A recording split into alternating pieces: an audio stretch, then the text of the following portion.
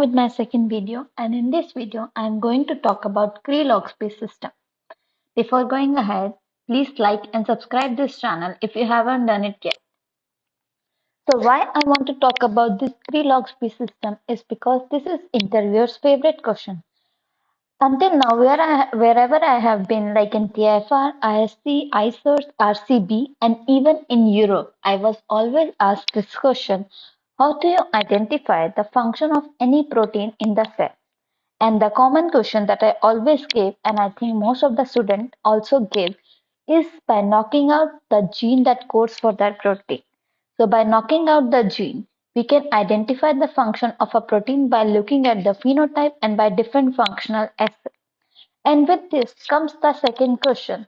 What if the gene that you want to knock out is lethal? Which means if you delete that gene, it will lead to the death of the mice, which means it is important for survival. So the solution to this is we can do this by two different mechanisms. And one is we can knock out the gene in a tissue specific manner, which means we can knock out the gene in a specific tissue, not in the whole body, either in the liver, adipose tissue, and kidney, wherever we want to check the function of that protein. Or the other possible way is we can do that in a time dependent manner, in which means we can identify the function of a protein in a different time, which means we can knock out either at adulthood, at one cell stage, and by that way we can identify the function. And how this can be achieved is by loxP system. So now, before going to the loxP system, just to give you a basic idea about different model system for the knockout. So one is the constitutive knockout and whole body knockout, in which you delete the gene from the whole body, like from every cell, from every tissue. And the gene that is deleted is permanently inactivated. So here you can see the wild type mice in which the gene is expressed and is functional. And in the constitutive knockout, in which the gene is deleted from the whole body and is not expression and no function. So, but there comes scenario in which this gene can be lethal, and then we have to find another ways, and one of the way is by doing the conditional knockout mice model. So as I have already talked, there are two different types of the conditional knockout mouse model. One is tissue specific knockout, in which you inactivate the gene in a specific tissue, and the other cells in which the gene is not inactivated, the expression is remains the same and the gene is functional. And the another one is a inducible knockout or a time specific knockout, in which we inactivate the gene at a certain time point, either in embryonic, postnatal, or adult animal, and the gene will be inactivated only for a specific time period.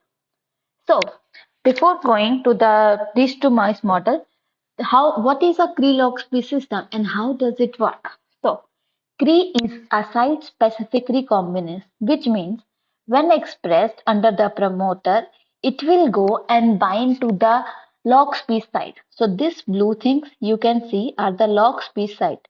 And as the name indicates, recombinase means it recombines different region.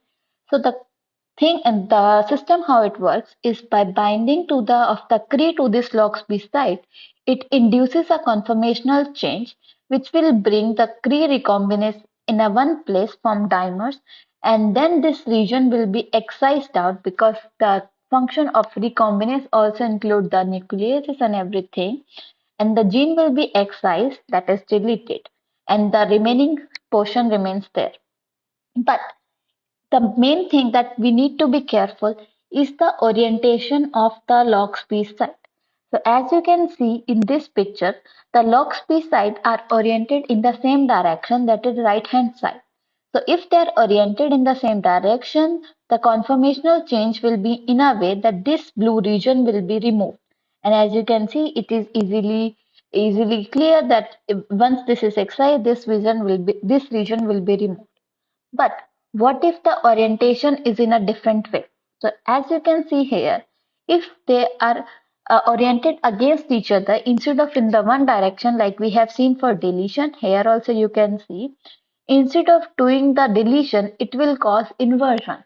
So what I mean by inversion is Suppose you have a gene with sequence A, T, G, C, and upon inversion, it will be C, G, T, A. So you can see by changing the orientation, we can do inversion. And also, if the loxP site are not present on one allele, it can also do translocation. So by translocation, you can see some part of one allele goes to the another one, and from another one comes the first one. So in this way, by changing the orientation of the loxP site, we can have different pathways like inversion, deletion, and translocations. And this is very common question that is asked for the TIFR exam and also for the CSIR NET exam.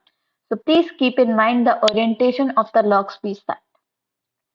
And so tissue-specific knockout and time-specific knockout, how they can be achieved. So we have a mouse with the gene of interest and flanked by the loxP site, and then we cross it with a mice which is expressing the CRE under a specific tissue promoter, like a promoter which is specific for liver only, that is, it is expressed only in the liver, not in any other tissue, or specific for the adipose tissue, or specific for kidney, wherever you want to see. And when you cross this mice, you will get a mice with both the gene of interest and the CRE in the same mice. And when this CRE will act on the loxP site and delete the gene only in a specific tissue. So in this way, we can have a mice in which we can study the function in a tissue specific manner. And now, for the time specific manner, instead of using only CRE, we have the CRE-ER.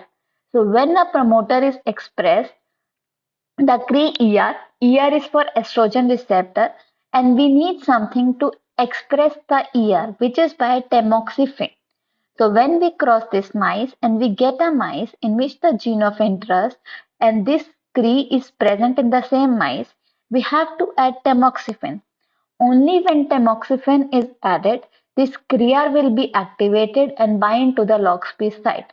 So in this way, when we add tamoxifen, we activate CRER and we delete the gene of interest. So this is a time-specific manner. I hope everything is clear. If not, let me know in the comment section. And if you want to have more videos about specific topic also, please let me know. Thank you. Please like, share and subscribe.